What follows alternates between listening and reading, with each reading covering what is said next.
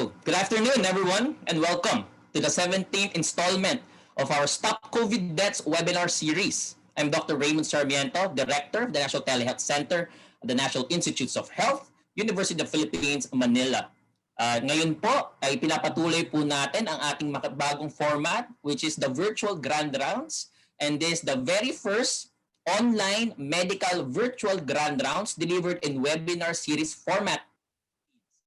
As always, maraming salamat po sa ating mga taga-subaybay, sa lahat po na nanonood sa playback at lahat po na sumusubaybay sa live streaming po sa ating YouTube.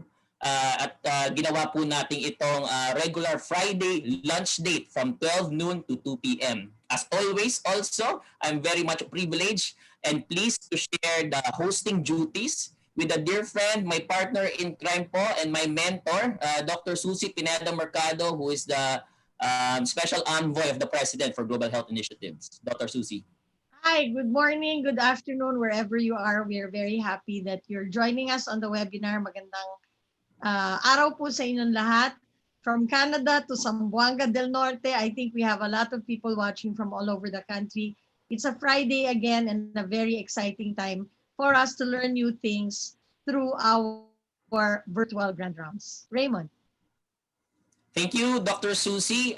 As mentioned po dito po sa ating virtual grand rounds, we highlight instead po yung ating mga providers, but we also delve into the personal narratives and the stories po of our patients and how they were able and their journey through COVID-19 and how they were managed and what were the outcomes, whether it was good or bad. It was something that we try to welcome and try to put the human element in our stories po. Dr. Susie. Yes, so I think, today we're going to be talking about a senior citizen who was positive for COVID and developed a swollen leg, no? And I think many of you have been reading about thromboembolism and these kinds of events where you have blood clotting in patients with COVID-19. So sa araw po na to, pag-uusapan po natin yan. We have a great set of speakers for today and I hope we will all learn from that.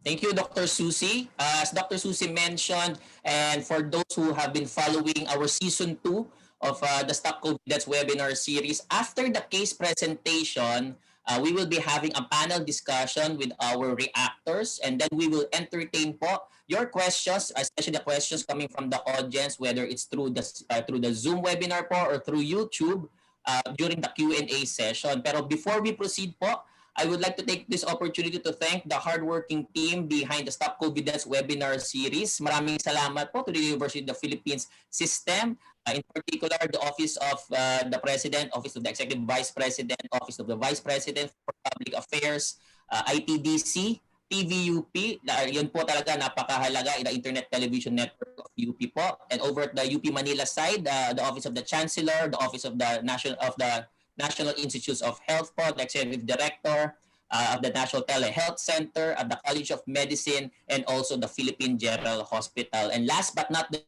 least, our partners po over the Philippine Health Insurance Corporation. Maraming salamat po.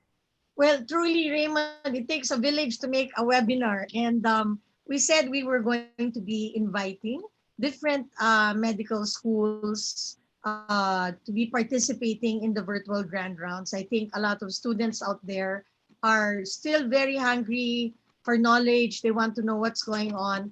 So we have a special guest who will give our introduction. But maybe before that, Raymond, maybe you want to say something about the certificates before I introduce our guest introductory speaker.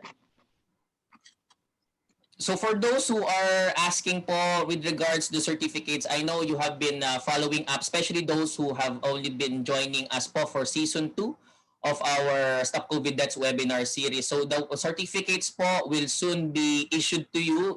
These are actually sent in batches po after they have been filled out and all of the signatories have affixed their signatures po. And together with the certificates, we also provide a link to the presentation po and also a link to the recording po nung ating webinar na inattendan po ninyo. But only those who have attended at least 50% of the duration of the webinar will be handed their certificate. So talaga pong tandaan po ninyo na meron po talagang binabantayan in terms of the duration. And also, for those who are still asking, kung ano man po ang inyong in-input sa registration page na pangalan, ganun din po ang pangalan na lalabas po sa inyong mga certificate. So pakaingatan po at tandaan nyo po kung paano po ninyo i-enter into the registration page ang inyong mga pangalan po. Okay, parang passport po yan na pag mali pong nilagay yung pangalan, hindi po kayo makakalipad.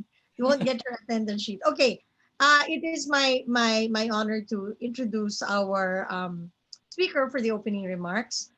All the way from Mandaue City in Cebu. He is the Dean of the College of Medicine and Vice President for Academic Affairs of the Cebu Doctors University, Dr. Enrique B. Gruet. Dr. Gruet, welcome to the webinar.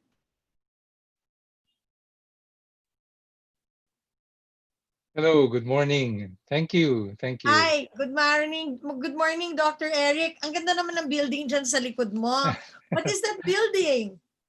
That's the Cebu Doctors University building. Wow. Oh, okay. Wow. Very nice. Very impressive. Such a blue sky. Behind you, how are things in Cebu, Doc Eric? How are things? We heard na medyo kumonti ng mga kaso. What is the situation? We have less cases now compared to the previous month. And for example, in Cebu Doctors University Hospital, whereas before we averaged about 50 to 60 cases admitted in a day, now it's just about 30. Okay. Wow, So that's very definitely impressive. Opo. Dean Gruet, that's very impressive po. And we over at the Luzon side of things really envy the ones who are over at the Queen City po of the South po.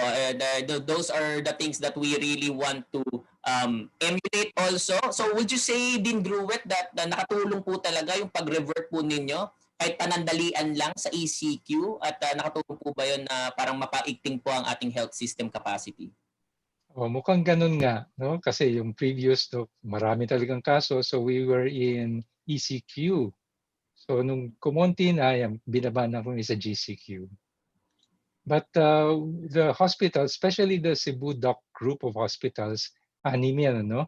With the flagship hospital, Cebu Doctors University Hospital, we have a total of 238 beds dedicated for COVID patients. So, if ever there will be a second wave, I hope there will be none. We will be ready. Right. So I think the message is kaya, no? Kahit na magkaroon ng surge, kaya nating gawin, and lots of things to learn from each other as always. So, Dean Gruet, please go ahead with your introductory message. Okay. Good morning once again. Good morning, everyone. I feel honored to be invited by the organizers to give the opening remarks for this 17th in the series of the Stop COVID Deaths virtual grand rounds. All the previous virtual grand rounds dealt with very interesting topics, and today's webinar promises to be another interesting case to be presented by Dr. Ralph Elvi Villalobos, and which will be ably discussed extensively by Dr. Jubert Benedicto. This will be followed by a reaction from Dr. Shelly Ann de la Vega. All will be properly introduced later. The main title of this series of webinars is Stop COVID Deaths. And among the purposes of the series is the promotion of the highest possible standards of care for COVID-19 patients. Clinical dilemmas and the process of arriving at the resolution of the case are presented, and discussion of the merits of one diagnostic or therapeutic management pathway over another will always bring about further discussion, as different resource persons will almost always have different points of view. As everything about COVID-19 is still very fluid at this time, and everyone is entitled to his own opinion, we will expect a very lively discussion later on. The only limitation will be the time element. Interesting cases, such as the one to be presented today, will reveal to us that the disease caused by SARS-CoV-2 can have protean manifestations. Since COVID-19 is still evolving as far as its clinical manifestations are concerned, it will help if we always have a high index of suspicion for associated conditions that may present in patients with COVID-19. We hope that all clinicians, as well as residents and medical students, will be able to hone their diagnostic skills and gain knowledge from the presentation, the discussion, and the reaction that will follow. Everyone is invited to participate in the open forum so that all aspects of the disease and its management will be dissected. As always, we include a human aspect of the disease and its management will be uh, and the human aspect of the case in the presentation and the subsequent discussions. The result will be the total care of the patient. I understand that I'm the first among current deans who are UP College of Medicine alumni who were invited to participate in this webinar series. By involving other medical schools, we hope to bring this webinar series and its mission to other parts of the country so that more can benefit from the high-level discussion. At the same time, interesting COVID-19 cases from the other parts of the country can be presented in this webinar series. In the future, I'm looking forward to more and more participants from here and abroad. So, good morning once again, and I hope everyone will enjoy this afternoon's discussion. Back to our hosts, Dr. Susie and Dr. Raymond. Thank you very much, Dean Eric. And we're looking forward to a case coming from Cebu doctors one of these days, no, Raymond? Thank you so much. Yes, Dr. Susie, and thank you so much to Dean Gruet. We really are very excited. So, mapapansin nyo po na most of the cases po na manggagaling po for maybe the first few episodes po for our webinar series will be coming from the Philippine General Hospital. But obviously, we'll be extending po our networks and we'll be reaching out to all the other hospitals and also the medical schools. We started off with Dean Eric Gruet po of the Cebu Doctors University at sana po ay lumago ng lumago ang ating network at mas lalo po nating mapag-ikting at madagdagan ng ating knowledge base on how to stop COVID deaths. Thank you for that. And before we move forward with our webinar proper, may we have the pre-webinar questions be flashed on our screens, and I hope the audience po are seeing this and are allowed to put in their answers po as we go through the questions enlisted here. So the first question, it states, true or false? Aside from pneumonia, COVID-19 is also known to cause coagulation problems and may lead to complications such as MI, stroke, or thrombosis. So dalawa lang po yan, true or false. Medyo madali po ang ating mga katanungan for today. Obviously, kailangan po talaga nating towards the end of our webinar, doon pa lang po natin malalaman ang mga correct answers po from our resource speakers. Please, I hope our attendees po are able, in the Zoom webinar, able to input their answers po. And as we move on to question number 2, which is true or false, again, according to the latest guidelines for the Philippine Society of Vascular Medicine, updated July 2020, prophylactic anticoagulation is only recommended for hospitalized moderate to severe COVID-19 patients, elevated D-dimer level. So ito po ba ay true or false? So as our attendees po are trying to get into the poll and trying the questions, perhaps Dr. Susie, you could acknowledge po a few of our participants po kung saan po sila galing at ano po. Yeah, right. We'd like to greet all of those who are watching from Laguna, from Bukidnon. Someone here said that they've invited students from Indonesia. We've got participants from Mindanao Central Sanitarium, from Iloilo, Tacloban. My goodness, this is from all over the country. Welcome, everyone, and all of you watching on the playback. Welcome. So I think we had a little technical difficulty, Raymond, with the quiz, or are we okay with that? I think we're still having questions po with regards to okay, so allowing the to answer po. Sige po. Okay, so what we can do is, Raymond, let's go straight into our video to introduce the case.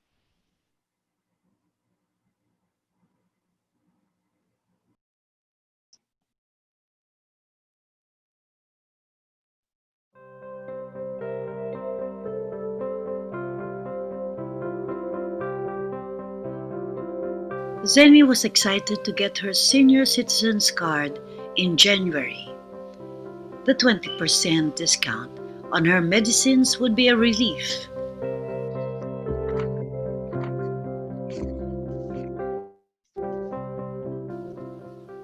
She has hypertension and takes her daily medications religiously.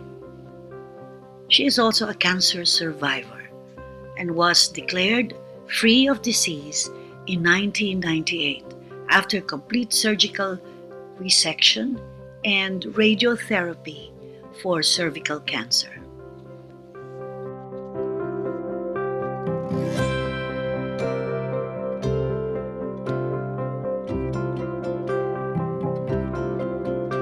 She consulted because of a 2-week history of low-grade fever and non-productive cough.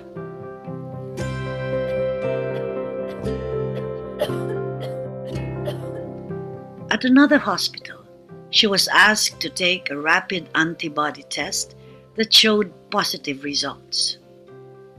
A swab test was taken for reverse transcriptase polymerase chain reaction test that also turned out positive results for SARS-CoV-2. Due to mild symptoms, she was advised to go on home quarantine. A week later, she developed difficulty of breathing and was admitted to the hospital.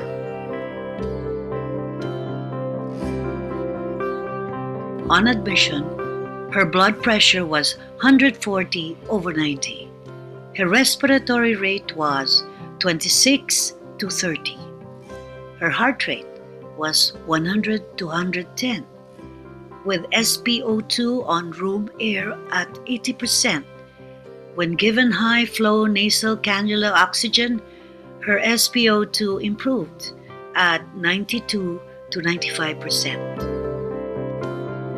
On the second day of admission, her symptoms worsened. She could barely breathe, and it was noted that her right leg was swollen.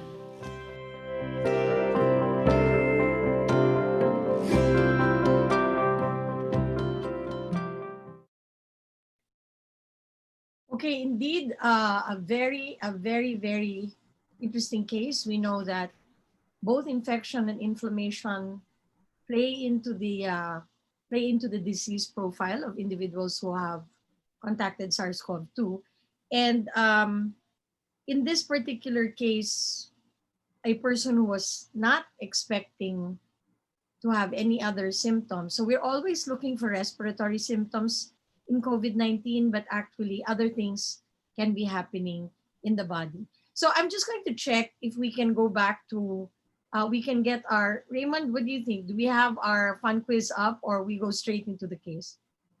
I think we go straight to the case, Dr. Susie, as we try to fix the poll first. Okay, Go ahead. sayang.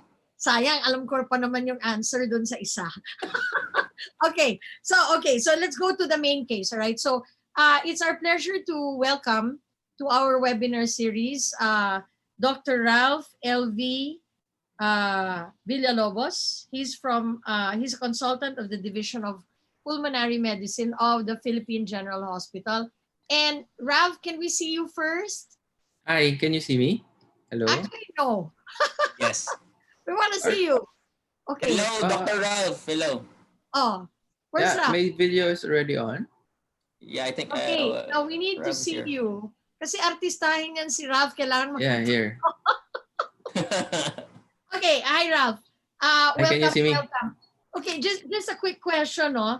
I understand you handled this case in the ICU. Yeah, You were- yeah, I handled this case You were handling the case. personally, yeah. I was Right. the consultant who handled this case, made major decisions, and we were Wow. really puzzled. We were really puzzled what's happening in this case because this was the early phases of COVID, and we really didn't know what COVID can do actually to the body, except for that part that time we know that it can cause pneumonia, but other than that, we really didn't know. But this case was really puzzling.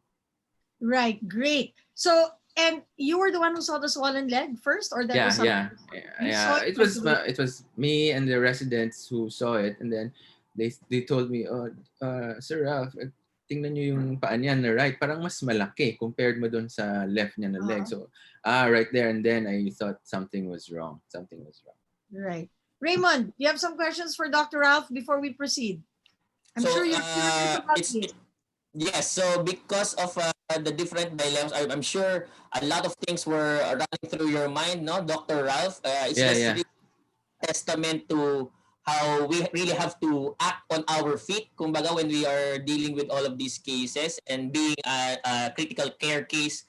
I'm sure it was really not that of the easiest to handle in terms of the cases. So we will not take you from your presentation anymore.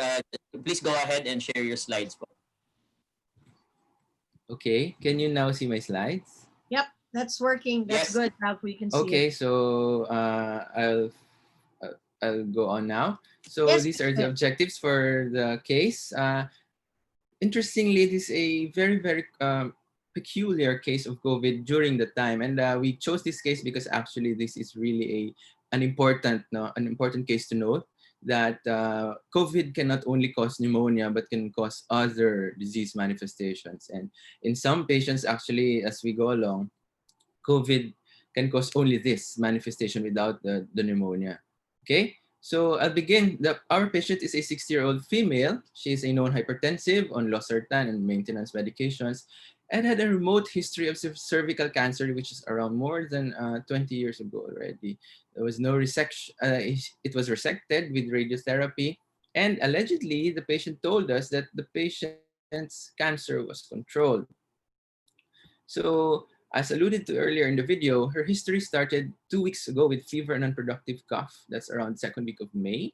She underwent a rapid antibody test and showed reactive, so there's COVID antibodies, and advised home quarantine because her symptoms were mild. No? After that, however, she had progressive shortness of breath and cough and consulted at a local hospital, but eventually transferred to PGH on the same day. Okay, so she was admitted directly to the medical ICU because we know the gravity of the case. She was already dyspneic. She was already having difficulty of breathing. However, in the medical ICU, she was awake. She can speak in sentences, but her respiratory rate right here is around 30, which is a bit fast. And she's tachycardic. Her heart rate is also a bit fast and elevated blood pressure. And what is really alarming is that she has desaturation. So her oxygen saturations were only around 80% when breathing room air.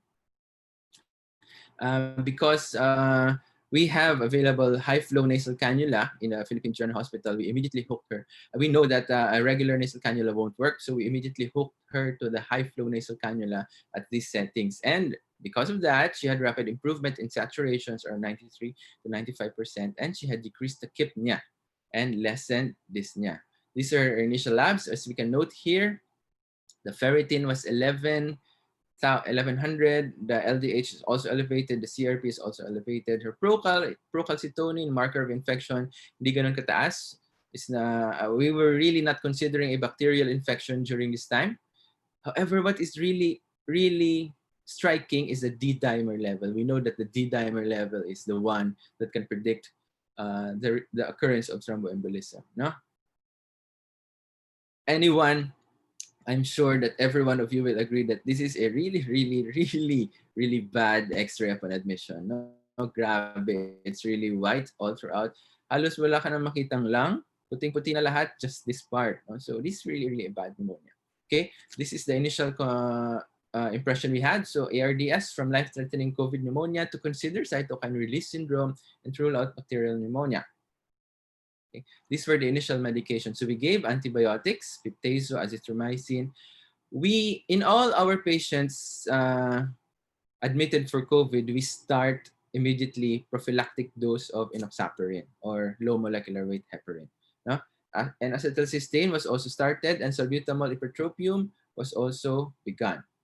On the first hospital day, because our hospital is participating in the Solidarity Trial, we were able to give remdesivir 100 milligrams IV for the patient and receive one dose of an anti-IL-6 interleukin-6 medication, which is tocilizumab, 400 milligrams IV. Remember, her interleukin-6 was in the 700s level. That was around more than 10 times elevated. So we decided to give this.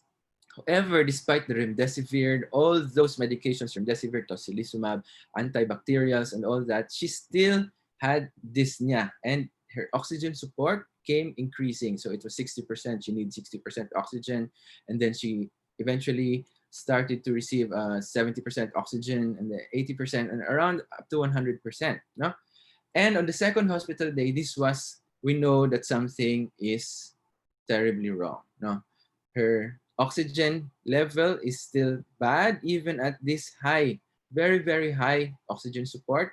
We do self-prone because the patient is not intubated, so we instructed her to self-prone, and this was now the time that the right leg appeared swollen. It's not the actual patient, but this is how it similarly appeared. So if you can see, the right leg is markedly enlarged compared to the left leg. Okay, and of course, because of that, because of the increasing oxygen support, because of the left leg, the right leg, which was swollen compared to the left leg, we immediately thought, baka may pulmonary embolism yung patient. Baka may acute deep venous thrombosis siya. That was the initial consideration. And because we have the blessing, we were fortunate to have an ultrasound machine in our ICU. I did personally, because I'm also in our training, we also developed the skills of our clinicians to do bedside ultrasound, because we do have quick decision making here. So I'll tour you with the ultrasound results.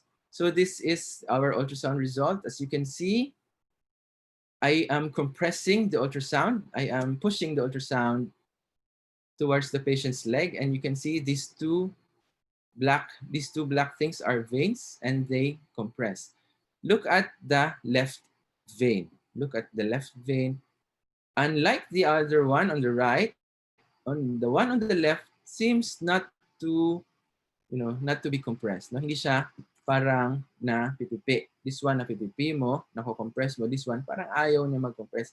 And if you look at the inside, parang may something sa loob, no? So, sabi namin, baka yan ang thrombus, or baka yan yung blood clot na po doon sa loob ng vein niya. Okay? Another ultrasound video. This one. Pay attention on the one. These are still the veins, no? These are still the leg veins of the patient on the right leg. So look at the one on the right. We did a Doppler ultrasound here. Doppler, for the benefit of everybody, it's like distinguishing flow of the blood inside the blood vessel, no? So if you see color red and blue, if you see that, it means there is good flow, or there is good flow inside the blood. Look at this one. The one on the left has good flow compared to the one on the right. There, the one has a flow here, but something is not quite right here on this part. There's a black thing dyan. So, sabi namin, baka ito yung blood clot na namuo talaga doon. Okay? Because of that suspicion, we immediately proceeded to the chest pulmonary angiography, and we saw this. I'll just tour you quickly for non-radiologists and non-pulmonary medicine specialists. So this is the lung, the right lung and the left lung. And if you can see here, these are the blood vessels. This is the pulmonary artery. This is the heart. The normal looking pulmonary artery should look like this. It's white because we injected contrast. No? So the normal looking pulmonary artery will look like this, and it should be like a vessel. No? But look at this part. Bakit may itim sa loob? Bakit may itim sa loob ng pulmonary artery? That should not be there. That is not a normal pulmonary artery. Bakit may itim dyan? So we thought, because of the meron sa leg niya, and this is the lung, the image of the lung, baka the one on the leg nag-travel, pumunta, napapuntang lang. And that is why yun yung nagkukos ng hingal niya. And kahit ibigay namin everything for the pneumonia, we really cannot control the oxygenation. Pumapangit pa rin. So we really considered pulmonary embolism. So actually, this CT scan is classic. This is very, very good picture. If you want a teaching slide for pulmonary embolism, this is a very, very good picture of pulmonary embolism. So it was confirmed that our diagnosis was acute DVT and pulmonary embolism. Now, we have this great question, or we have this great debate on what, because if you have pulmonary embolism, do you give fibrinolysis? Fibrinolysis, for the benefit of everyone, is you give a blood thinner, very strong blood thinner, to lyse, to destroy that blood clot. It's not just an ordinary blood thinner. It's not just enoxaparin or low molecular weight heparin. This is associated with severe bleeding if not used properly. That's why the patients should be properly selected. So in this, I brought this up to our division, to our pulmonary division, and we asked ourselves, do we give this systemic fibrinolysis or not? Points towards giving fibrinolysis is number one, her lungs are not doing well. There's deteriorating respiratory status, and the embolism is impressive. No, medyo malaki yon. It's large and it's saddle. Saddle means it's in an area very crucial that supports both the lungs. No, and more importantly, with these indications, we do not see any absolute contraindications on why we should not give fibrinolysis, right? So, and importantly, we talk to the patient, relative, and explain the risks, the benefits of this, and they agreed if we give this. For the systemics, what points against not us not giving? Hemodynamic stable. She is stable because classic teaching tells us that hemodynamically stable, meaning yung mga hindi hypotensive na mga pulmonary embolism, hindi dapat bigyan nitong fibrinolysis. But we defied that rule and we gave actually systemic thrombolysis, alteplase. We gave alteplase, and thankfully, from the moment we gave alteplase to the second to fourth hospital day, her oxygen requirements were decreasing already. No? From 95%, she was able to tolerate around 70% FiO2, and she underwent second cycle of hemoperfusion, and the remdesivir was discontinued due to an adverse event. We were very happy, actually, to know that this happened. And this is more important. No? Her x-rays, kung dito wala ka na makitang lung halos, in here, ang ganda na ng lung, you can see it. It's beginning to look like a normal x-ray already. So what caused the thromboembolism? Malignancy? Pwede, but this was too long ago. Ang tagal na nito. Immobility? Yes, it could definitely contribute. Of course, during the time, COVID was not questionable pa eh, kung nagkakos pa talaga siya ng hypercoagulability, but we really attributed the embolism to COVID. On the second hospital week, we were very, very thankful and lucky and happy that the patient was already off oxygen therapy. We bridged the enoxaparin to warfarin, and we began pulmonary rehabilitation for her to be rehabilitated, mabalik yung kanyang strength to walk and to do her activities of daily living. And we know that the patient was depressed na siya. I mean, she's really sad. She's fearing for her life. She's really anxious. And to help that, we enrolled her to our UPPGH MSS Telekumusta project. No, this is the poster of the Telekumusta project for her to be connected with her family. Para makausap naman yung family to combat the depression and the sense of loneliness. And this is another picture. This is not the patient of Telekumusta. And this is the actual Telekumusta platform. We have a laptop at the side of the patient. These are their family members. And this is the patient. No? So we were happy and we were lucky that we have all these facilities. No?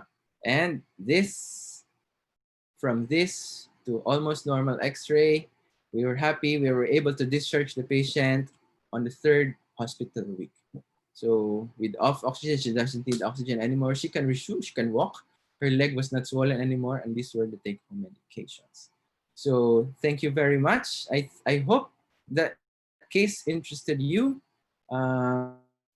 I hope it it was really a curious case, and we really masyado siyang interesting for us. And I know it's a general medicine topic, not just a pulmonary medicine topic, not just a cardio topic.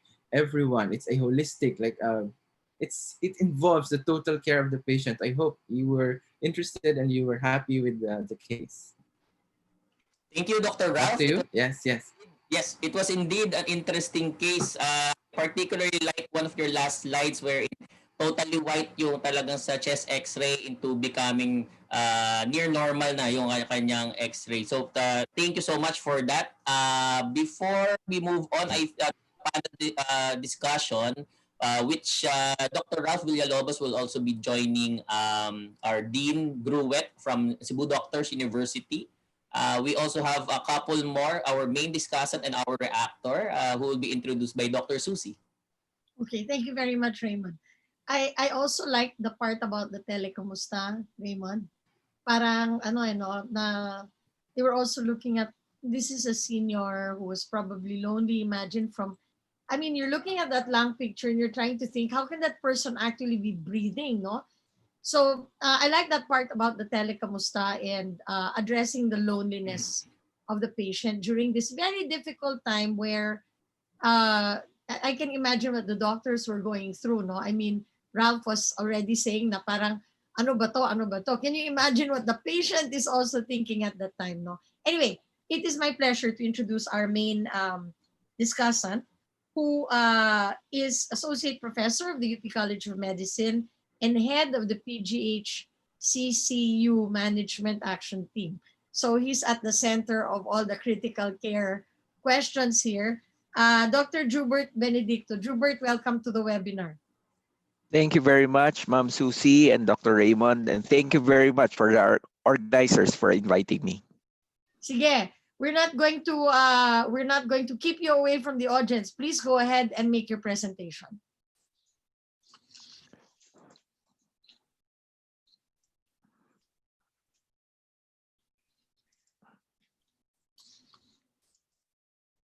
Okay, so my slides are up. So primarily, I was asked as a pulmonary intensive care practitioner, what were the thoughts that went through my mind when Ralph was presenting me with a case. Actually, Ralph was my junior consultant and I was the senior consultant. Kahit hindi na ganun ka-senior, I was the senior consultant of the team who handled the case. And so as what Ralph pointed out, this case really has some things that was a dilemma to us, especially knowing that this patient was admitted late April. Remember, April 1, dun pa lang ho naging COVID referral center ang PGH. And therefore, we were accustomed to seeing patients na, pneumonia ang primarily affected or presentation ng patient na may COVID. And then in this particular case, yes, indeed, the patient had respiratory symptoms. The patient came to our hospital because of shortness of breath and cough, and we attributed that, of course, COVID-19 pneumonia, but subsequently that swollen leg. And I would like to share with the group what went through my mind as we were discussing and trying to dissect the case. Number one is that, ano ba talaga yung cause ng hypoxemia ng patient? As what Ralph pointed out, yes, considering na napakaputi nung x-ray ng patient, she fulfilled the ARDS criteria, it's a no-brainer, okay? So the lungs are not that good in terms of oxygenating the patient.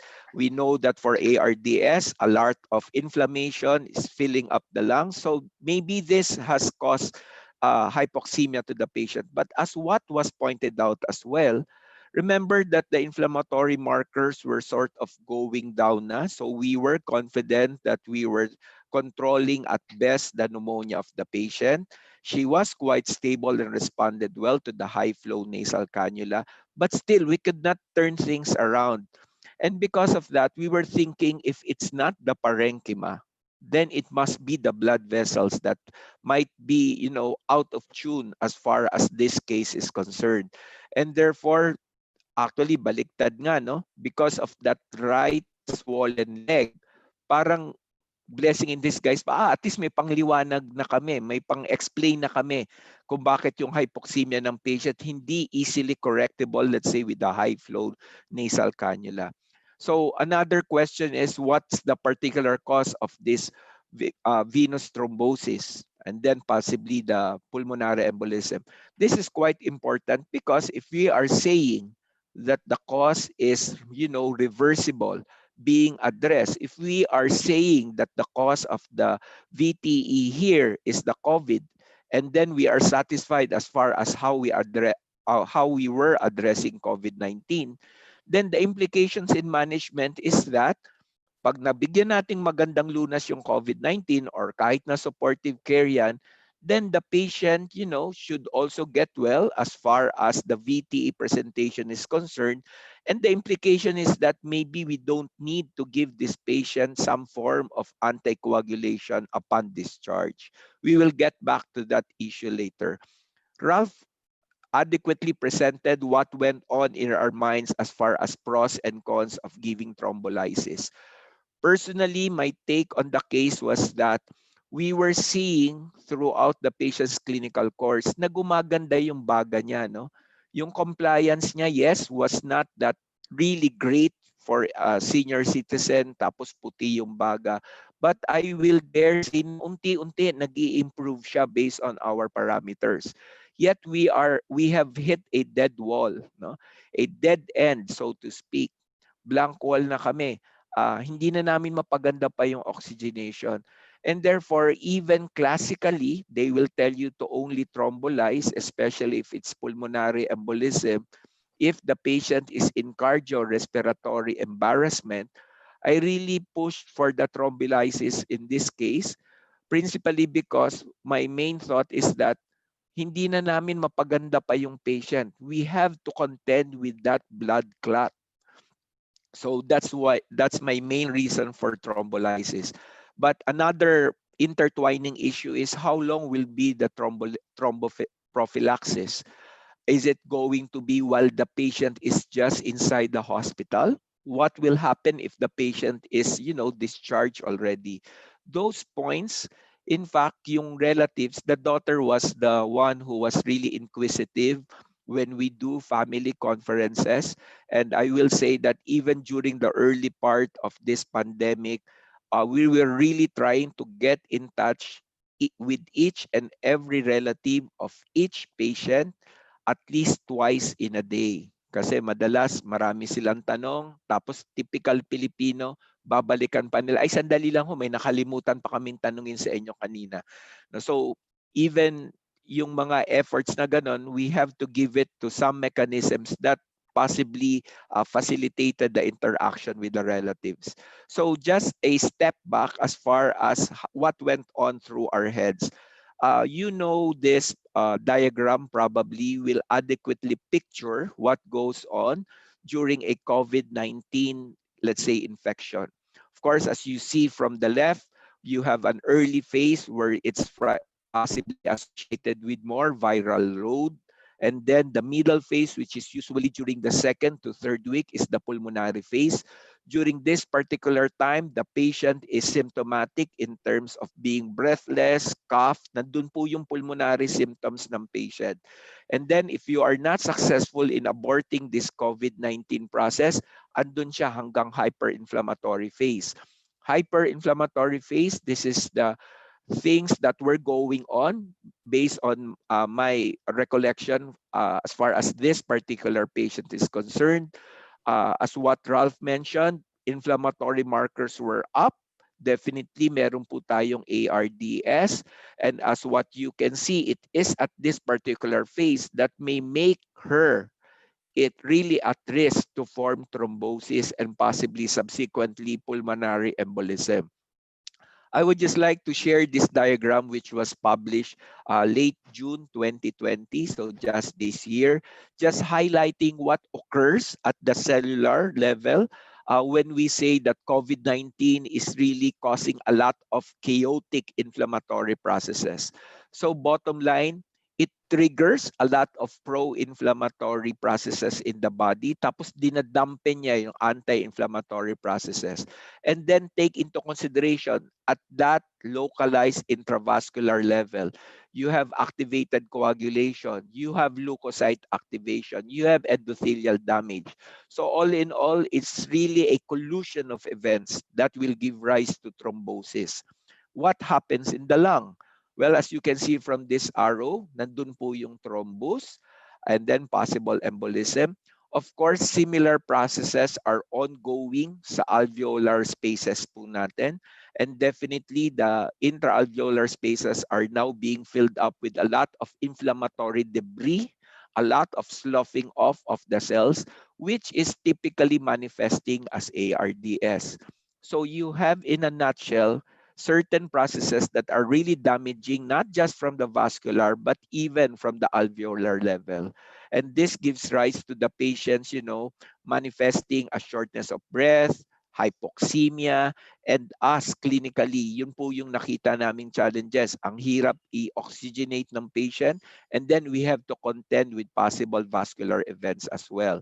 So as I mentioned, they all contribute to thrombus formation, the activated coagulation, fibrinolytic suppression, thrombocytosis, endothelial damage. Ergo, thrombus formation really sets in. And as you can see sa table po sa right, this has been the dosing recommendation as far as how to give prophylactic for this particular patients who gets admitted. So as what Ralph mentioned, basta po severe or critical yung patient, they will definitely get even that early on. Remember, the patient was admitted late April to early May. Even early on, patient were being given prophylaxis for venous thromboembolism. That's why the patient got low molecular weight heparin at as what the dose here is prescribed, for this particular patient.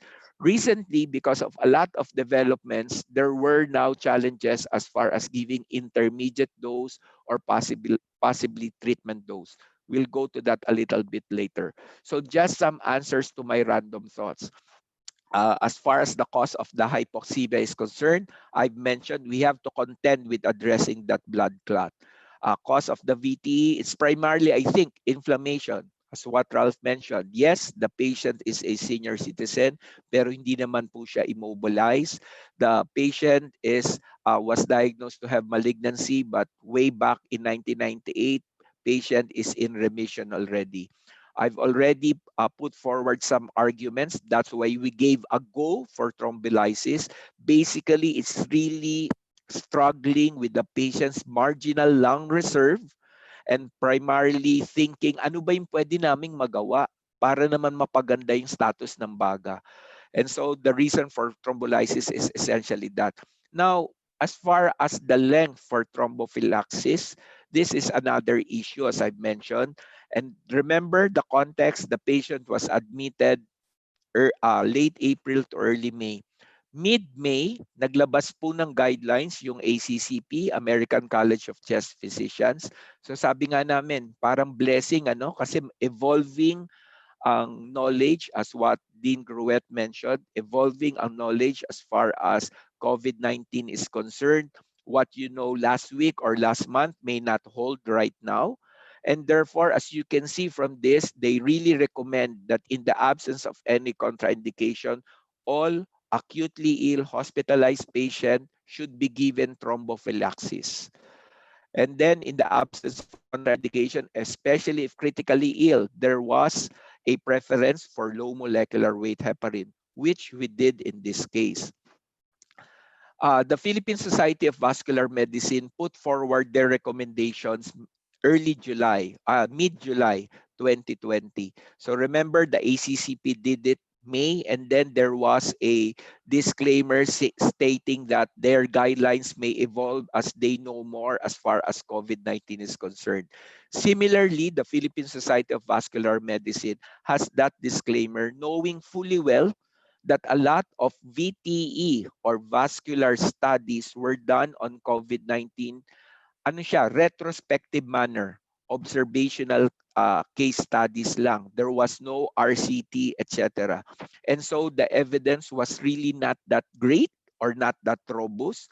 I think it's one of the things that maybe we could not insist on randomized controlled trial. But just to highlight what the Philippine Society of Vascular Medicine recommends, they suggest initiating prophylactic anticoagulation for moderate to critical COVID-19 syndrome. So quite similar with the ACCP. They do use what they term as therapeutic dose anticoagulation. So remember, madalas po ginagamit natin prophylactic dose lang. For the Philippine Society of Vascular Medicine, they do have an intermediate prophylactic dose. Let's say for low molecular weight heparin, they do give it at 0.5 milligrams per kilo Q12. And then they have a therapeutic dose wherein low molecular weight heparin or Clexan is being given at 1 milligram per kilo Q12. So just remember this diagram which they have.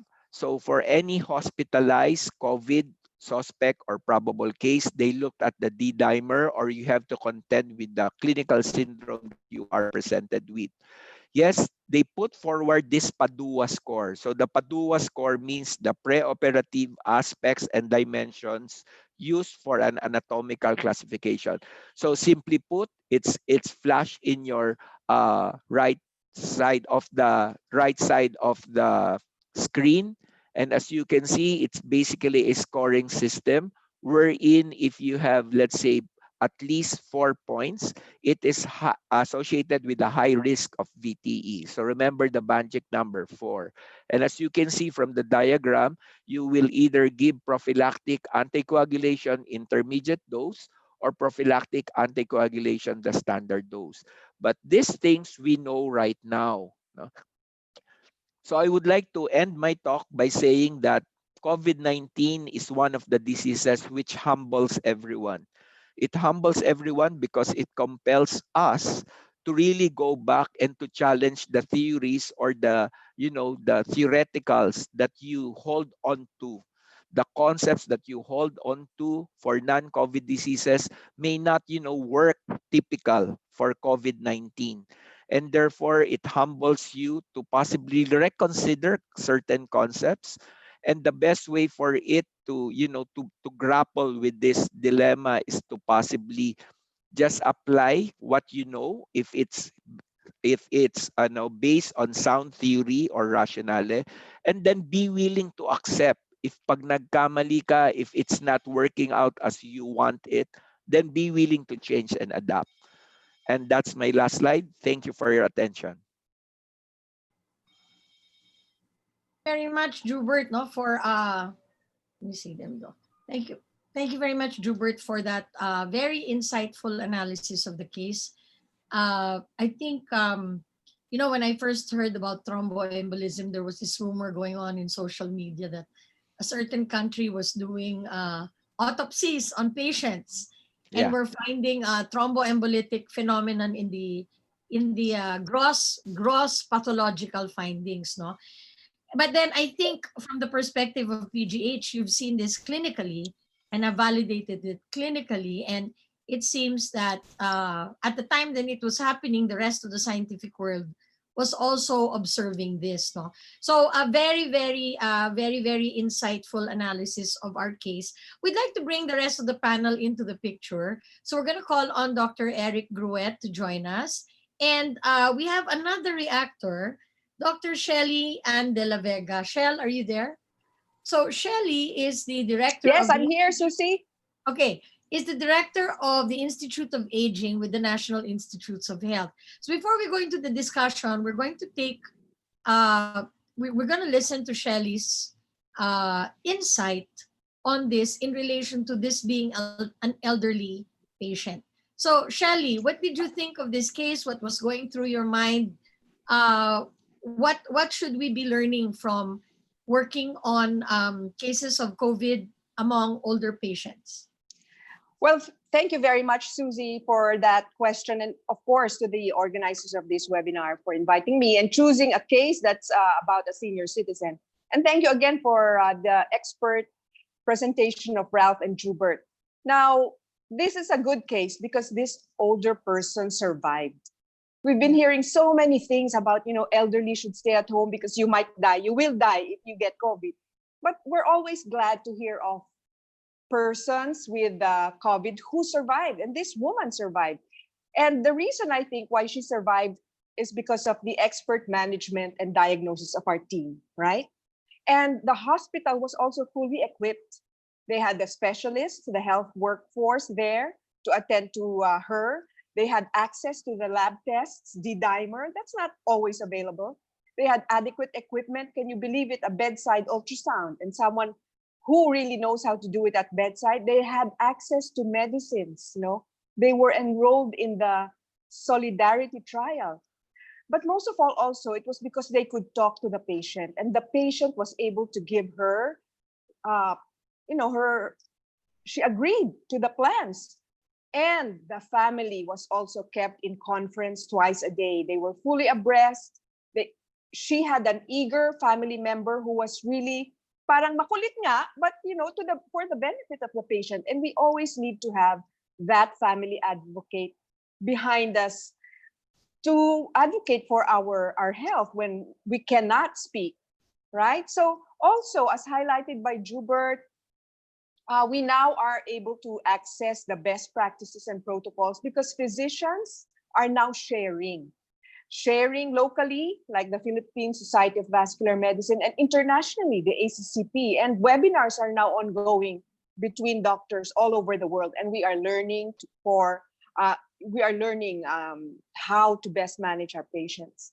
This person is lucky because not all older persons will survive. And in the recent statistics, for example, the rate of deaths, the most deaths in the world among those 60 to 69 years of age is between 1.8 to 3%. When you're an 80-year-old, your risk of death is about 13 to 20.2%. So that is the deaths among older persons. Furthermore, when ICU beds and ventilators become very limited, there is this dilemma, this ethical dilemma of not being given those ICU beds, not being given that ventilator.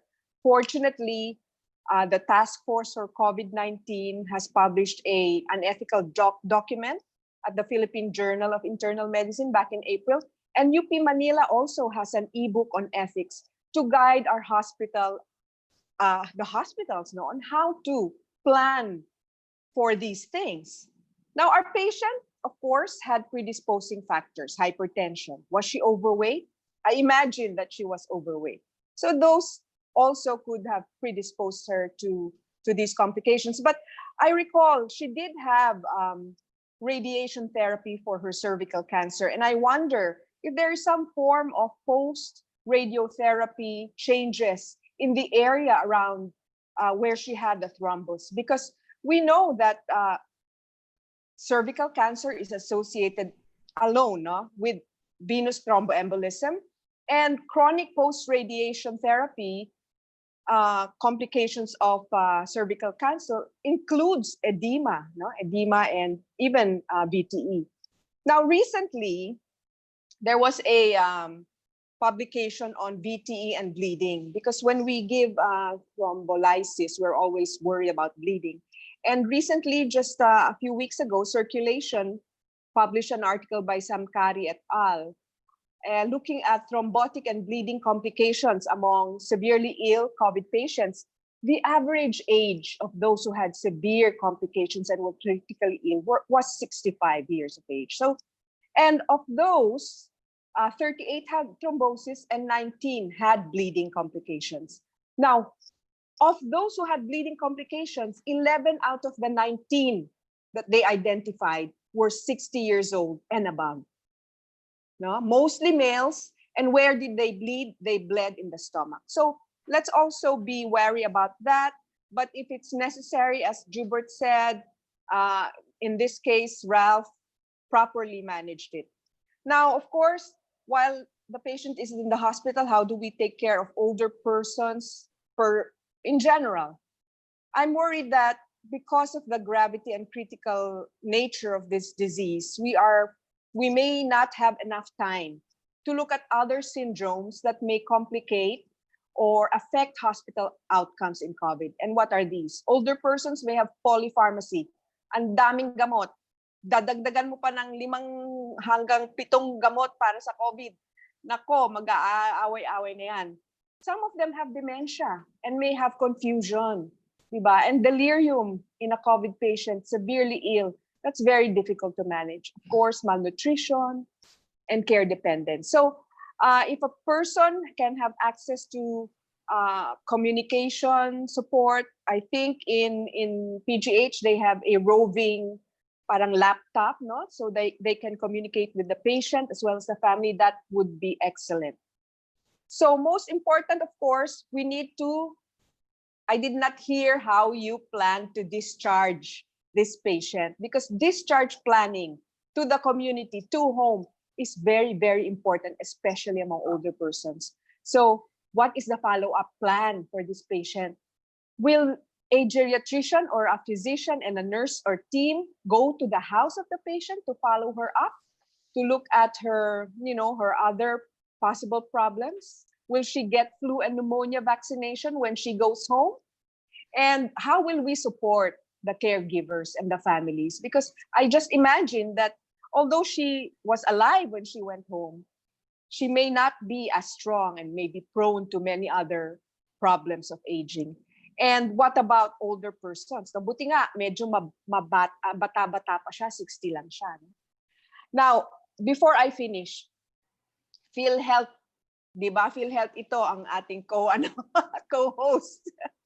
So, PhilHealth reimbursement for the frail older person, the person who needs an interdisciplinary team, the person who needs family conferences, the person who needs home care, home rehab, wala pa tayong reimbursement dyan.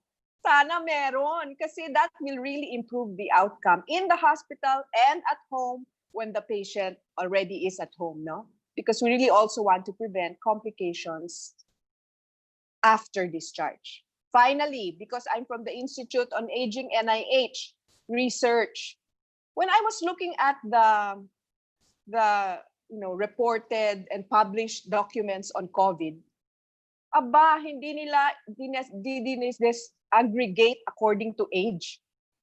They talk about lab results. They talk about, D-dimer, platelet counts, CT scan, without analyzing, is the risk associated with a certain age group?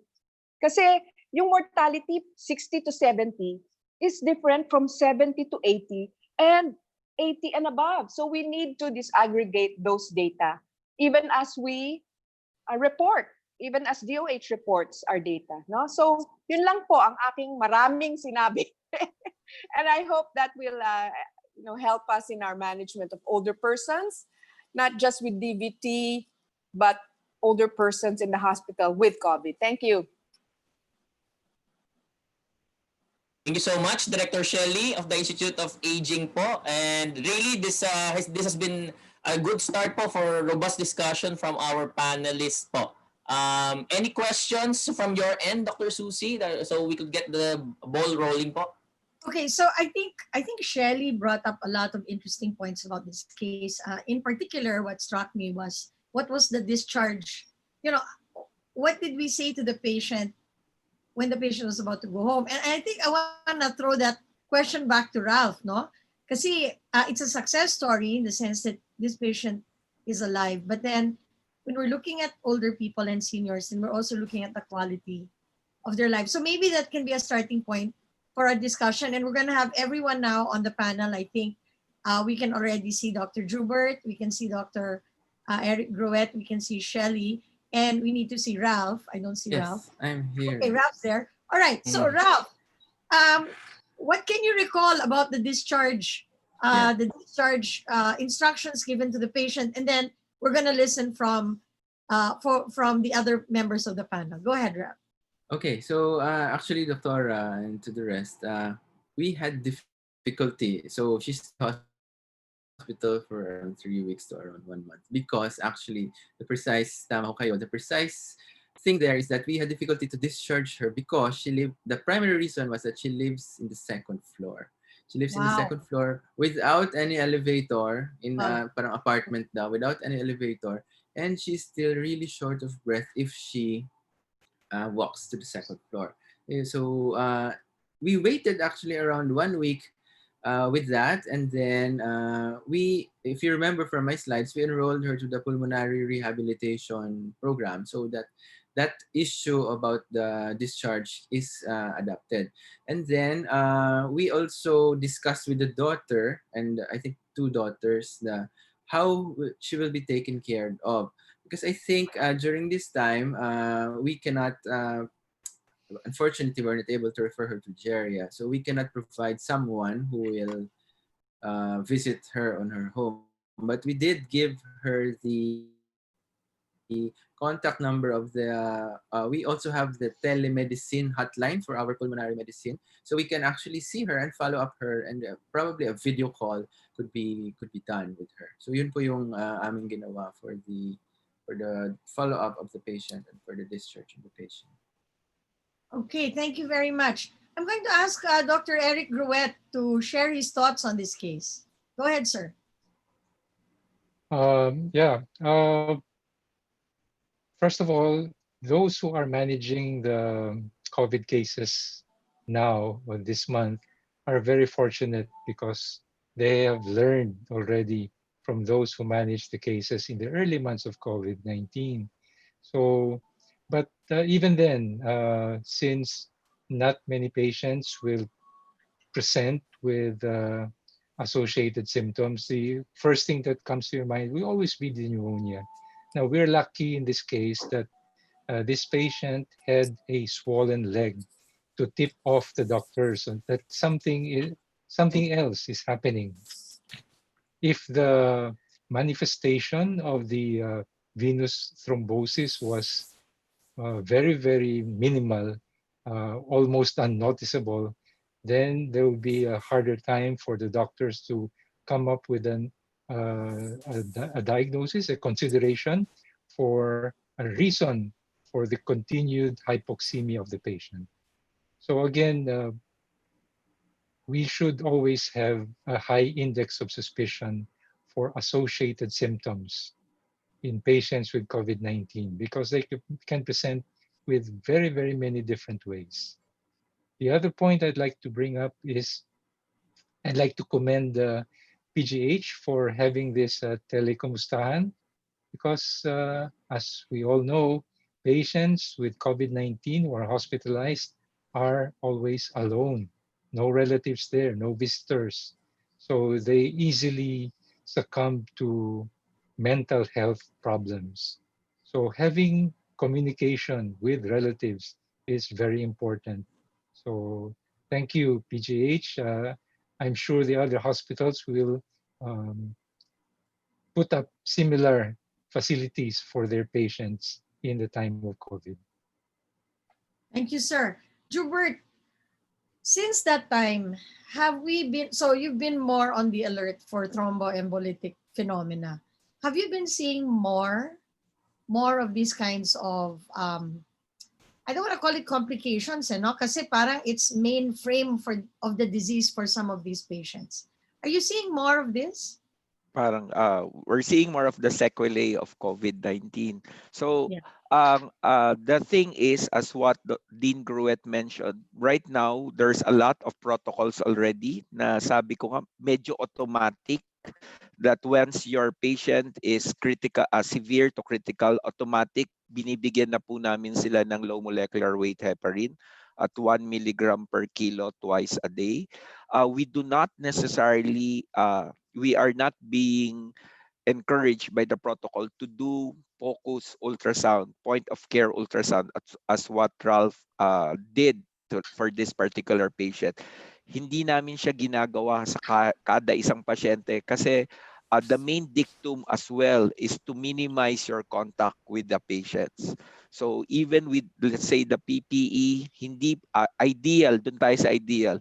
And there was a recent commentary that was published sa Critical Care Medicine. He was challenging, the writer was challenging, why not do, for each and every patient admitted to the ICU, do that ultrasound of the leg.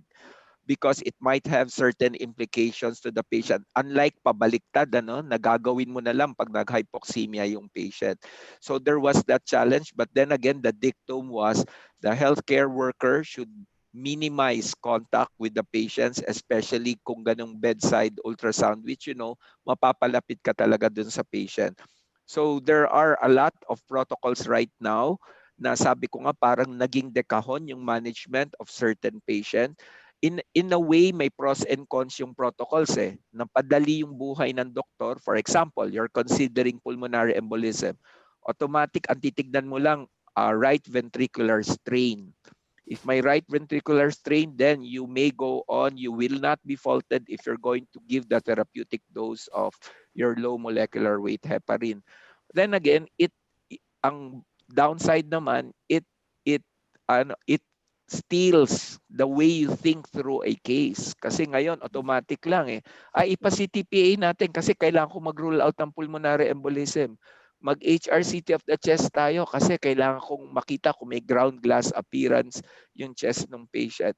So, in a way, parang siyang yes, napadali yung buhay mo dahil may protocol because the main dictum is you should not spend unnecessarily a longer period of time with the patient.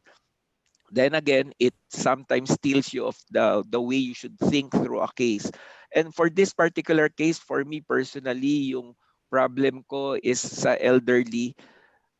Can you imagine us coaching yung 60-year-old na mag-self-prone, na dumapa ka habang that's really a challenge. Tapos hindi ko siya masisi kung kunyari nagsasabi talaga si Lola iho, hindi ko magawa yung sinasabi mong number of hours. Kasi ikaw nga mag-self-prone ka. Tapos, so nandun kami.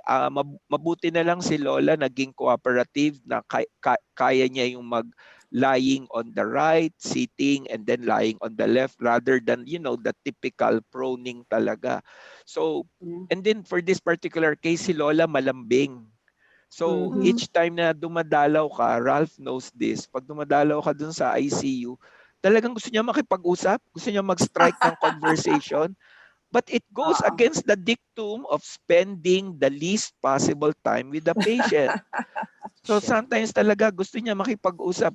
Kasi nga naman wala na nga siya makausap. Lahat kayo naka-PPE.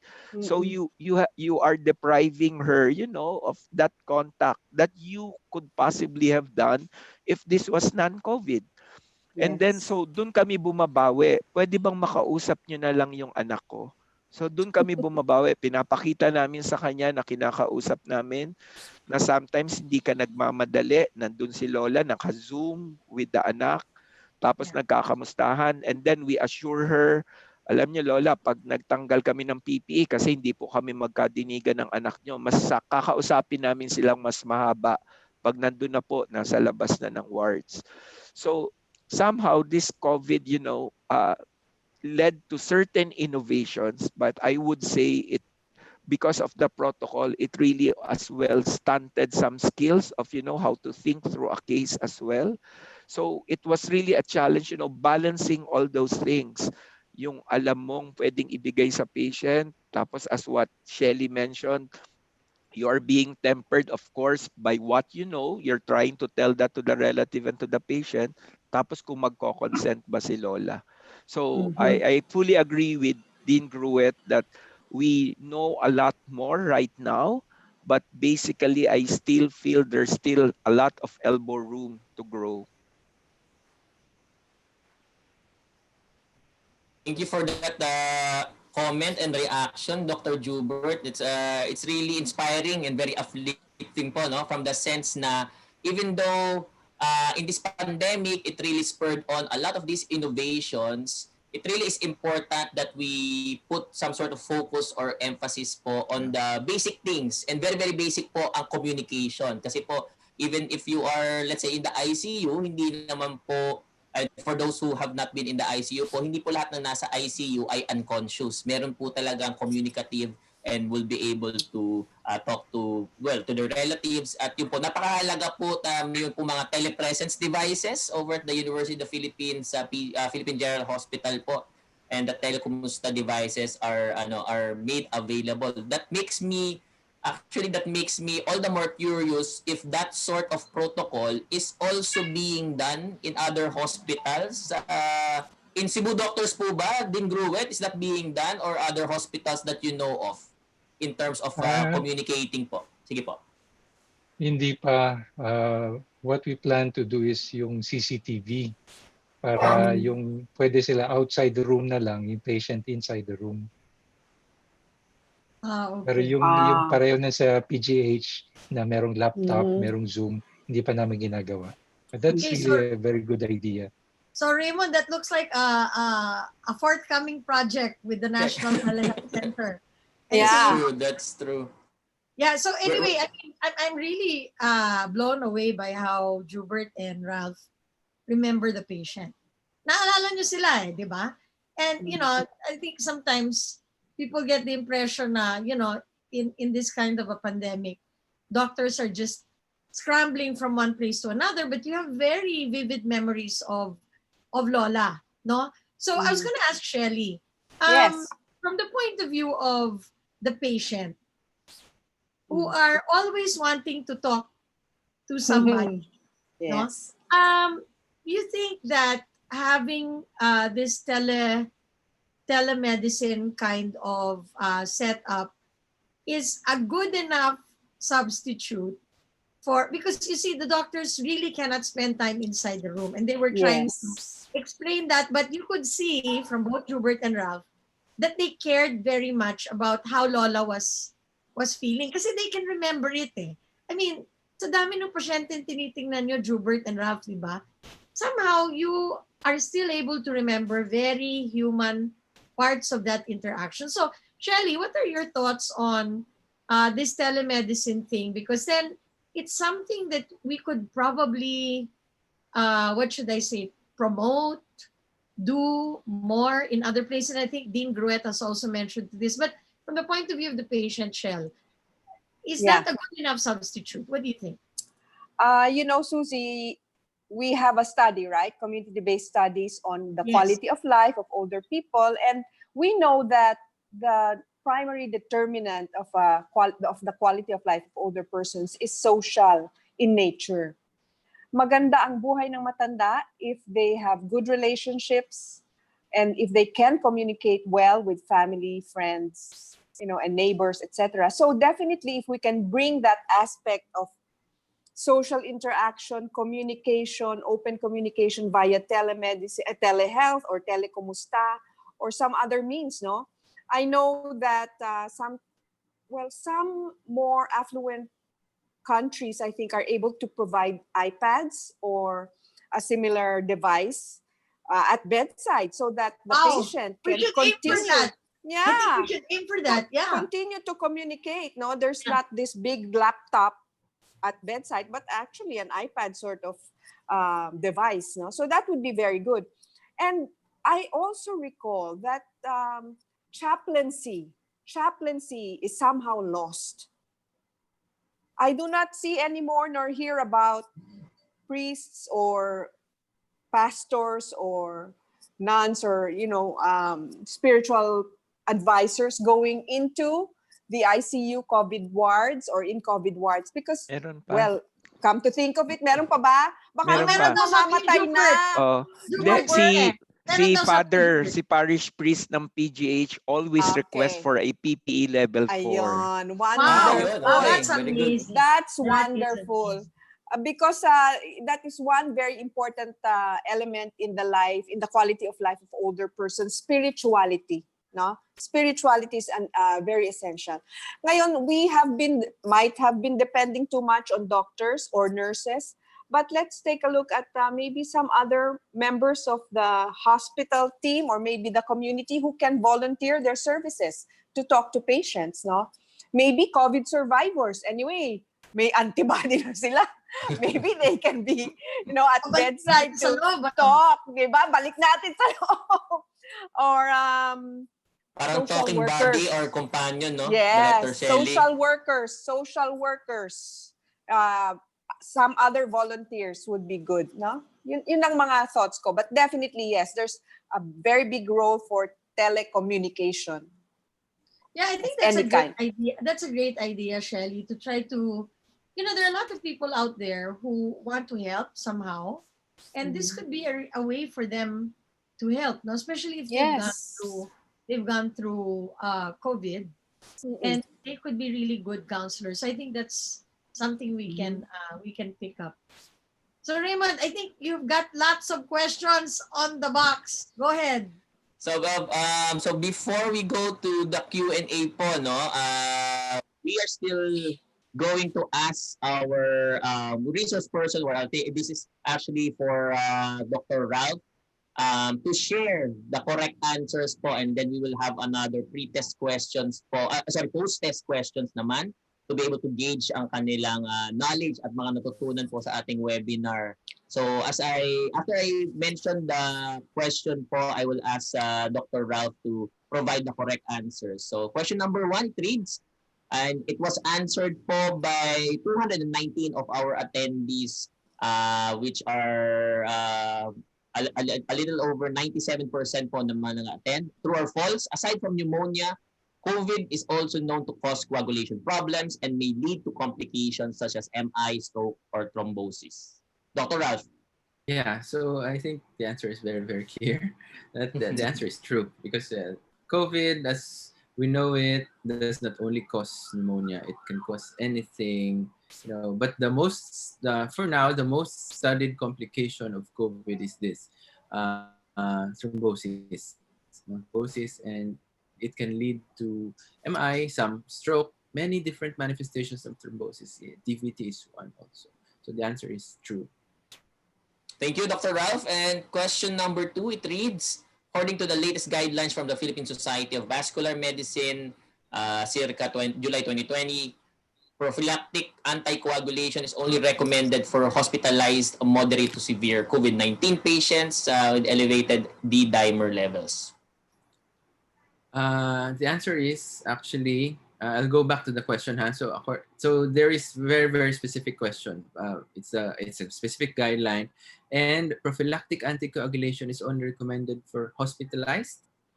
Yes, moderate to severe. Yes, but the statement that makes it false is actually elevated D-dimer levels. We do not need a D-dimer level for you to start anticoagulation. Actually, you can give it to everyone in the absence basta walang Contraindication. contraindication such as bleeding, no, or any allergy for that matter for the low molecular weight heparin. So the answer is actually false.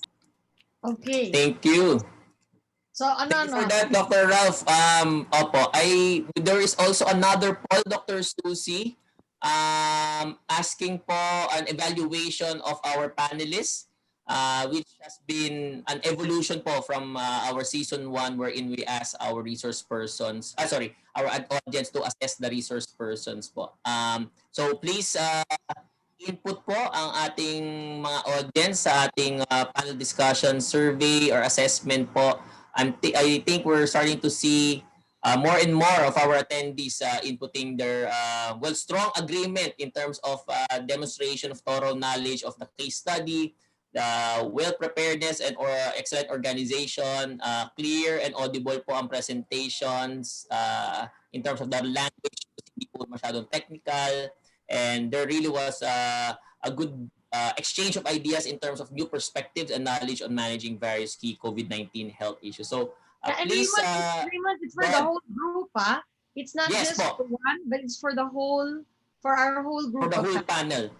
Yes po. Yes po. So maraming salamat po sa ating mga attendees who are continuing to answer, and mas maraming salamat din po sa ating mga panelists who have been able to provide us with excellent insights for the case that we have for today. We will start right now, and please feel free. Okay po. Raymond, Dr. Eric Gruet wants to say something. I think he was raising his hand. Sir, meron po Oh, kayo? Yeah, okay. Sir, opo. yeah. I have a Good. question. No? I'm really curious about how the consent for the thrombolysis was Yeah. obtained. So the doctors had a dilemma whether to give it or not. But when you decided that it was a go, you're going to give the thrombolysis, how did you try to convince the patient and the relatives that it was really beneficial for the patient.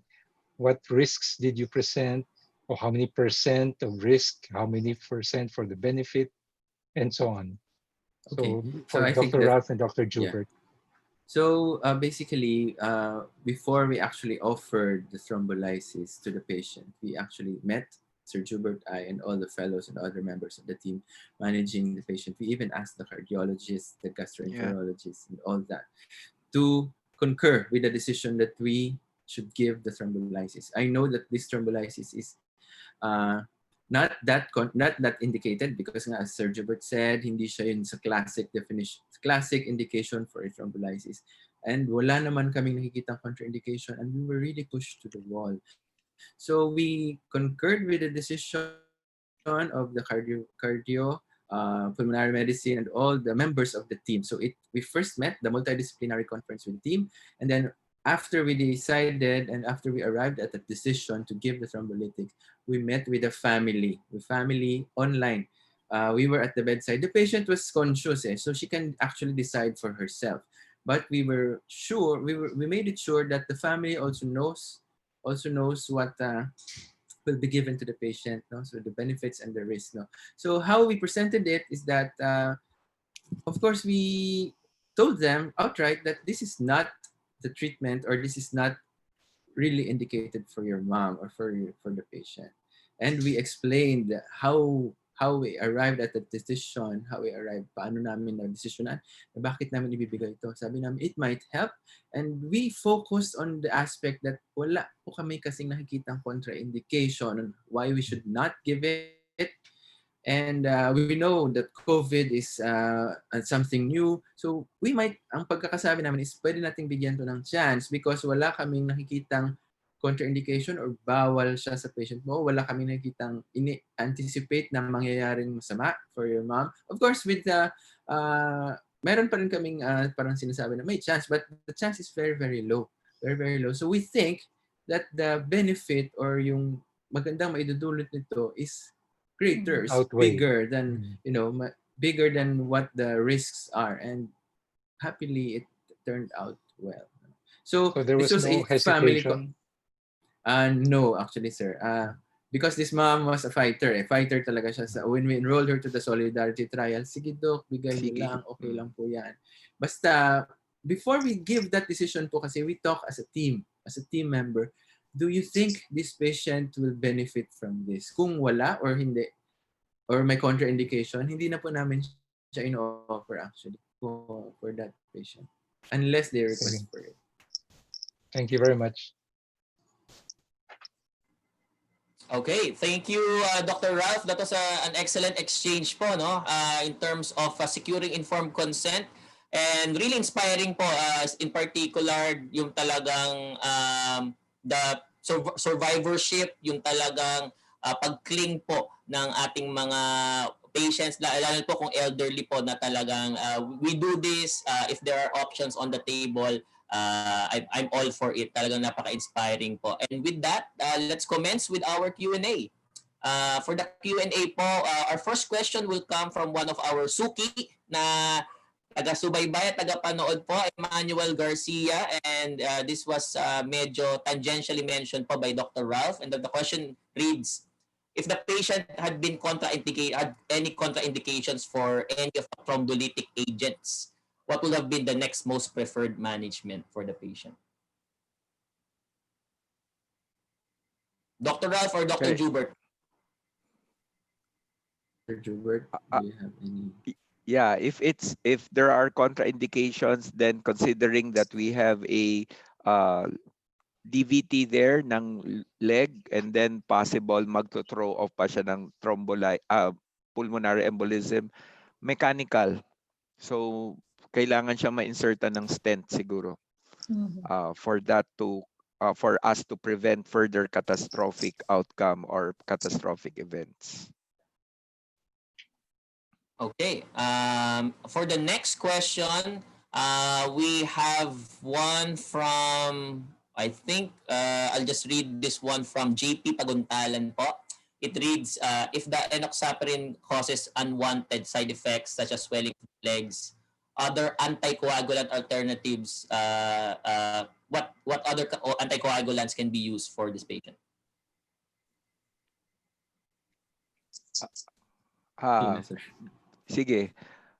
Unfractionated heparin can be used. Tapos the majority of the time kasi that's why there was a preference if you're going to go through the guidelines why low molecular weight heparin like Lexan.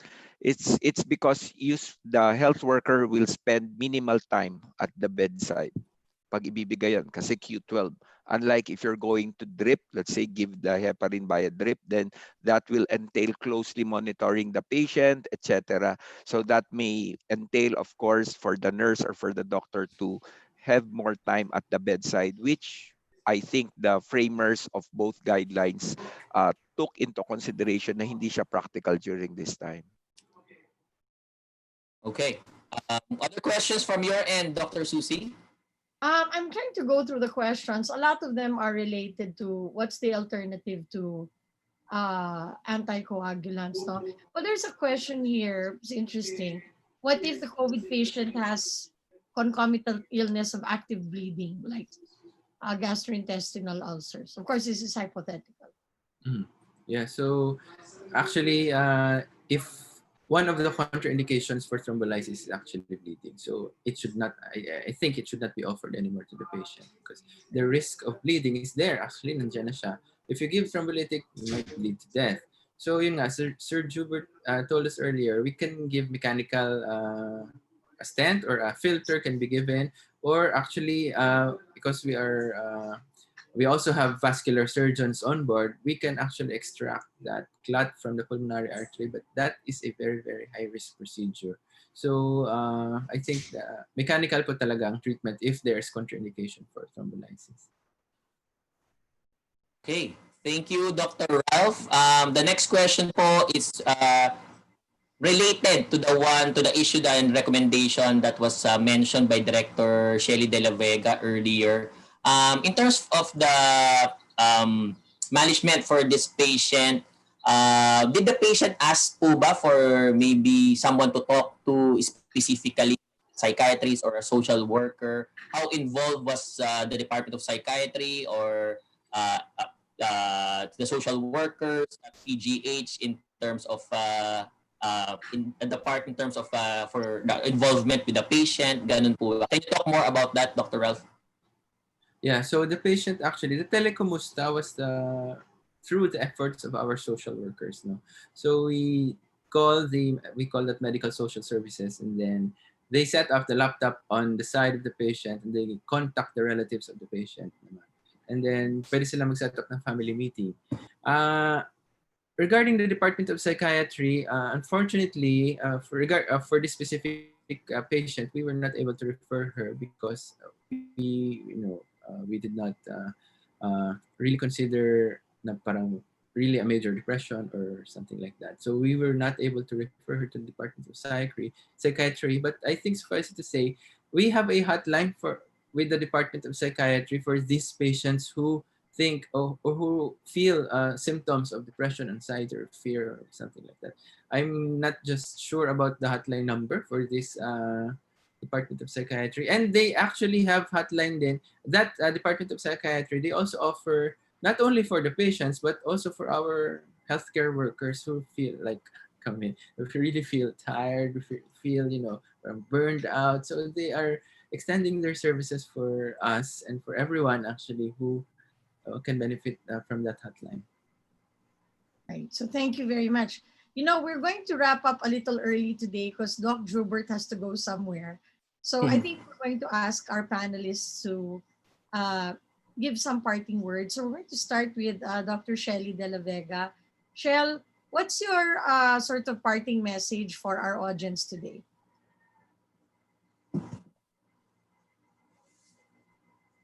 Yeah, I think Shell's video is down.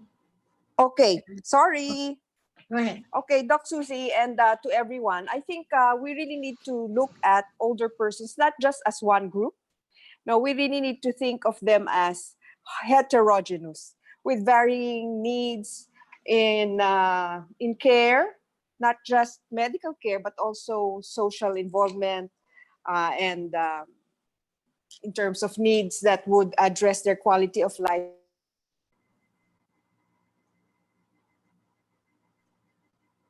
Shell, we lost your audio.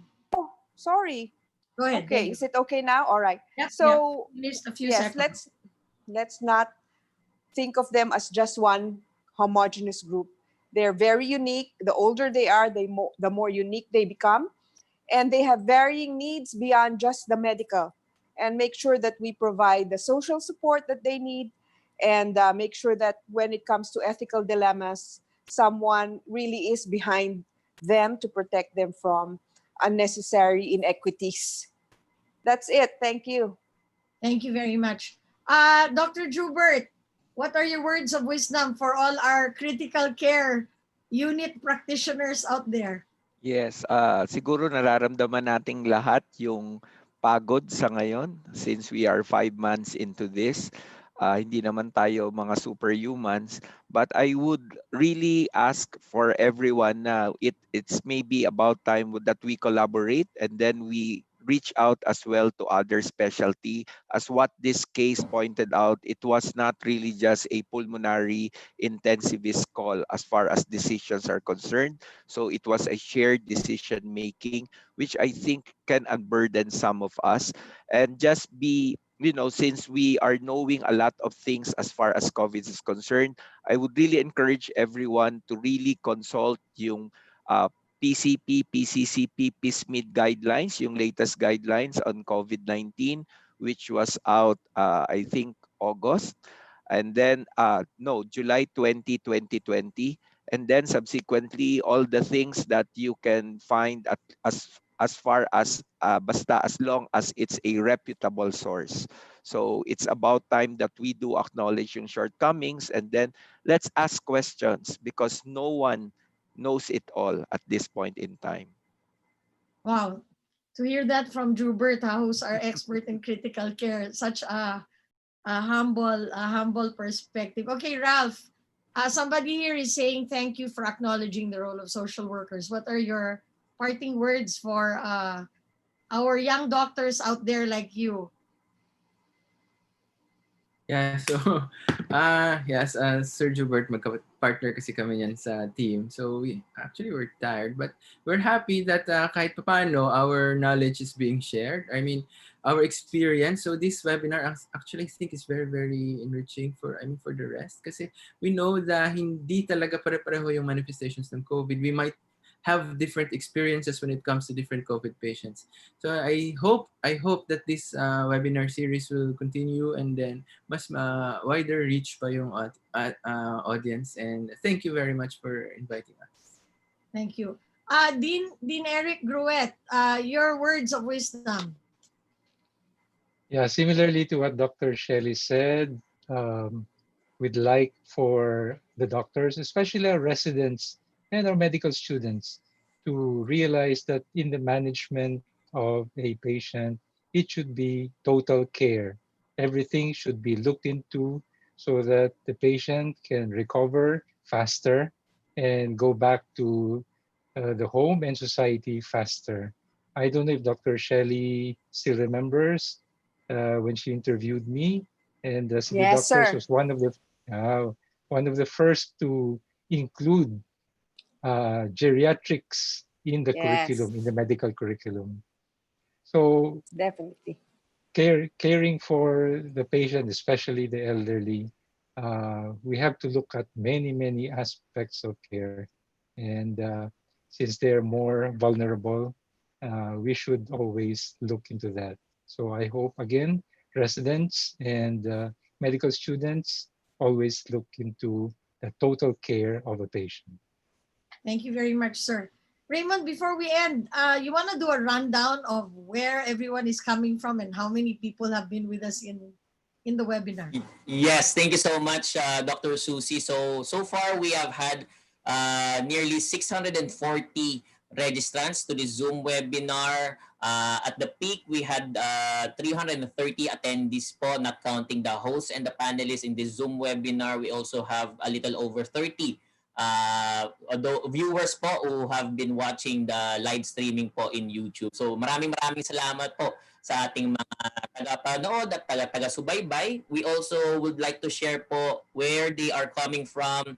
We have people from Tabuk City in Kalinga, from Rojas Oriental, Mindoro, from Ginobatan, Albay in Bicol, from Kabangkalan City, in Negros Occidental, si Ayan, Zamboanga del Norte of the Zamboanga Peninsula, and internationally, we also still have people who continue to watch our webinar series. As mentioned, we have people from Saiful Anwar General Hospital in Malang, Indonesia, from the Kasia Diagnostic in Bandar Seri Begawan, Brunei, Terengganu in Malaysia, Turkish Hospital in Doha, Qatar, Niagara Falls, ang ating Niagara Falls, Ontario, Canada, attendee. Maraming salamat po sa panonood. Okay, Dr. thank you Susie. very much. So I think Dean Charlotte Chong is still in the panel. Charlotte, are you around? Okay, wala yata si Dean, ano? Dean, are you here? Hi. There we go. Charlotte, you want to give some closing remarks on behalf of the College of Medicine? And you had some points about COVID CBOL or something like that. Go ahead.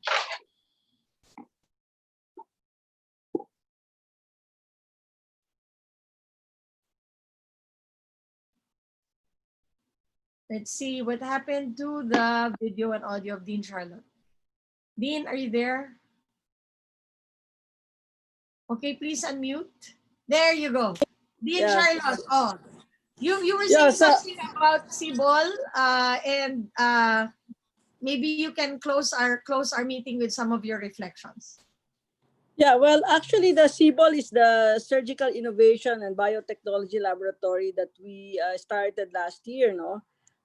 It's a project that looks at how we can innovate in terms of biomedical device development, and it's a joint project between the UP College of Medicine and the UP College of Engineering. It just so happened that we got actually some funding, but when COVID came, there's no more way to which we will be able to access those funds. But what happened was overnight, almost overnight, over a weekend, CBOL was converted to a CBOL COVID task force. And offhand, a group of engineers partnered with the clinicians at UPPGH. And there are a lot of projects, and one of these is the telepresence monitor, which is the Telekumusta. So actually, Engineer Pros Naval and Engineer Luis Sison actually came to PGH to set this up.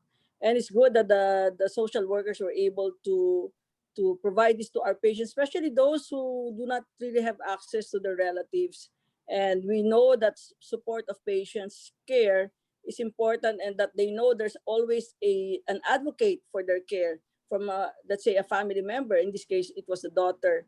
So I'd like to really thank our resource persons for highlighting the fact that when we care for patients like COVID patients who are really quite isolated, it's important to give them a semblance of being able to access their family members and be able to be updated regarding what's happening to them, and perhaps share also in the burden of sometimes deciding on what would be the best course to take when you're in the hospital. I really like the way that it was presented. I'd like to thank Shelly for highlighting the fact that we need PhilHealth to support further, especially the senior citizens, our elderly patients, for their continued care even after hospitalization. I'd like to thank Dean Enrico Gruet for being able to join us. We are really happy that we're able to be updated regarding what's happening to Cebu, and it's good to know that they're now able to mitigate the rapid rise of COVID cases in Cebu because of, well, we thought that because of Tuob, but now I think they seem to have recovered from that. And really, I would like to thank you, Susie, Raymond, and of course the team from TVUP, Professor Gigi Alfonso and Ma'am Angelica Abad, for having this, because it's really important that we get to be updated about what's happening with regards to how patients should be managed, especially those with COVID. And we now see that there's a lot of manifestations that might be not really COVID like in the initially, but we're learning a lot, and the virus is evolving, but we're also evolving as clinicians. And I think it's important that we're able to match how this virus behaving with our knowledge and how we care for our patients. So thank you, Susie. Thank you very much. That's Dean Charlotte Chong of the UP College of Medicine for being with us throughout the webinar. And we're really able to succeed here because we get very high level support from Dean Charlotte and Chancellor Menchit Padilla. So before we end, I just want to remind everyone, Friday we have a very exciting day. It's going to be a little bit different because it's Foundation Day for the Philippine General Hospital. And the Philippine General Hospital just came up with a short paper on lessons learned on how to keep our health workers safe. Now, over the past few weeks, we have heard of a couple of hospitals that had to shut down. And in fact, I was just talking to someone earlier who was saying that in one of the government hospitals, for 50 beds, there was only one doctor. This part of our work, keeping our health workers safe from COVID-19, is very important and an urgent concern right now. And the Philippine General Hospital has put together its lessons learned over the past few weeks. So we're going to have next Friday what we're calling a national virtual town hall meeting for hospitals on keeping health workers safe. The main presenter is going to be Dr. Gap Legaspi of the Philippine General Hospital, and we are going to have reactors from the two other COVID hospitals, the Jose Rodriguez Hospital and the Philippine Lung Center. So don't miss that. Invite everyone to join this. I don't think there's anything more important than this right now, because doctors and nurses are getting sick. So we really need to learn from each other. And it will be our little celebration of PGH Foundation Day. It will also be a simultaneous press conference. So we're going to have people from the media in the webinar on Friday. So stay with us, be with us on Friday. So Raymond, over to you. Thank you, Dr. Susie. It will indeed be an interesting one. It will be sort of a break po for in our traditional way of delivering season 2, which is the virtual grand rounds in the form of a national virtual town hall meeting. We will also try to reach out po and invite the Secretary Duque if he is available, and other members po of perhaps IIT or NTF who would be available to join us. It's very, very timely po kasi po next week ay inaantabayanan po ang maybe panibagong community quarantine status po. Will we stay in MECQ, at least for NCR and for mga karatig po ng mga provinces, or will we be going to GCQ already, and eventually what would be the effect, what was the effect of the MECQ, ano po ang maging epekto ng GCQ. So marami at umatibakabong discussion po talaga ito pong mangyayari po on Friday. Before we close, I'd like to share po ang ating post-webinar questions. Those who have stayed in our webinar and have tried to answer po for post-webinar question number 1, nearly 100% ang nakakuha po ng tama for the first question. And for question number 2, mukhang dumami naman po ang nakakuha ng tamang sagot na false, although there are still those there are still those na talaga pong medyo adamant na true daw po yun. It's really just a very, very, very fun quiz, and we are really grateful that you are engaging with us through this webinar questions po. And as mentioned, makita-kita po tayo ulit next week. Let's make this our Friday lunch date, our Friday habit, every 12 noon to 2 p.m. On behalf of the entire team of the UP PhilHealth Stop COVID Deaths webinar series, I'm Dr. Raymond Francis Sarmiento from the National Telehealth Center. Keep safe, keep healthy, and see you online.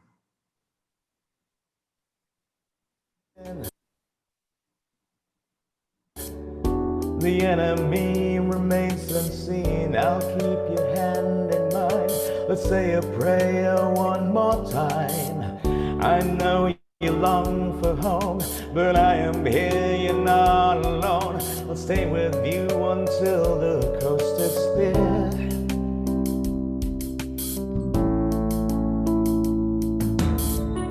The others pain before my fears, the others laughs before my tears. But right behind the mask, I look into myself and ask, do I have strength to carry on? My God, how long must this go on? I need you here to keep me strong. I'm here to hold the line. I'll keep my word until my time. Look into my eyes and say his name to realize it's fine to be afraid. Just hold on to the word he gave. This time will come to pass, 'cause this salvation's made to last. He'll carry you to see the break of day.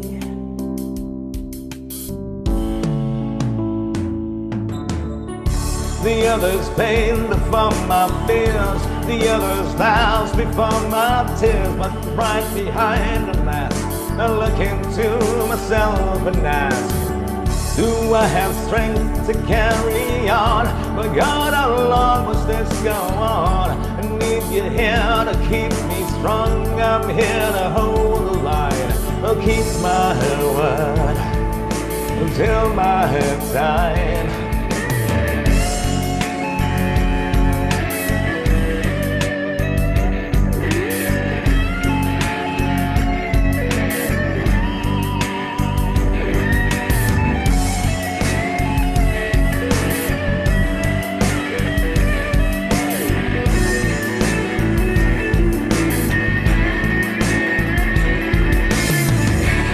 The others pain before my fears, the others laughs before my tears. But right behind the mask, I look into myself and ask, do I have strength to carry on? My God, how long must this go on? I need you here to keep me strong. I'll keep my word, your word is mine. The others pain before my fears, I'm pushing on the side of tears. Please take us through another day. Just hold my hand, and I will hold the line.